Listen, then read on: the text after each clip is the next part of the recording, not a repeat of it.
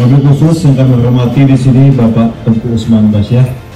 Terima kasih banyak Bapak, beliau adalah keturunan ketiga dari pahlawan nasional, ketua Buahan Pahlawan.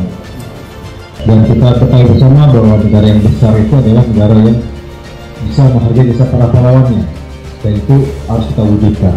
Kami laporkan bahwa ada 12 sasaran yang kami benahi di sini, mulai dari rumah singgah, area makan, musola, kemudian ruang anjungan, balai tamu, gapura depan tadi, kemudian pagar area, railing tangga, papan nama, baik di makam maupun pintu masuk.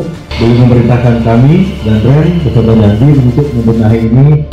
Kegiatan ini timbulnya pada bulan Juni 2024 saat kunjungan Bapak Pangdam kunjungan kerja ke wilayah Kodim Abar. Beliau kesini melihat makam ini kondisinya memprihatinkan. Ada area di sebelahnya yang menjadi kendala kami, perintah Bapak Pangdam, kamu bangun mirip seperti ini untuk keramik tangga saja. Ini sudah yang paling mirip, kalau mau maaf kita sudah berusaha semaksimal mungkin miripnya seperti ini. Kemudian rumah anjungan ini seperti mini museum yang mungkin yang belum bisa masuk, nanti ada waktu silahkan berkunjung ke atas, tapi jangan beramai-ramai. Kondisi yang paling parah di semua sasaran ini adalah balai tamu ini. Alhamdulillah sekarang balai tamu sudah bisa diisi oleh tamu-tamu. Bisa selesai 12 item. Kalau pemerintah yang lakukan dipastikan 1 miliar lebih, Pak. 2 miliar. Ini kalau TNI yang kerja bisa sehemat gitu.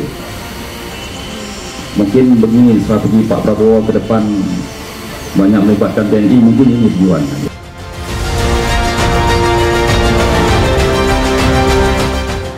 Perjuangan Teguh Umar ini warisan sejarah sangat berarti, seperti saya bilang.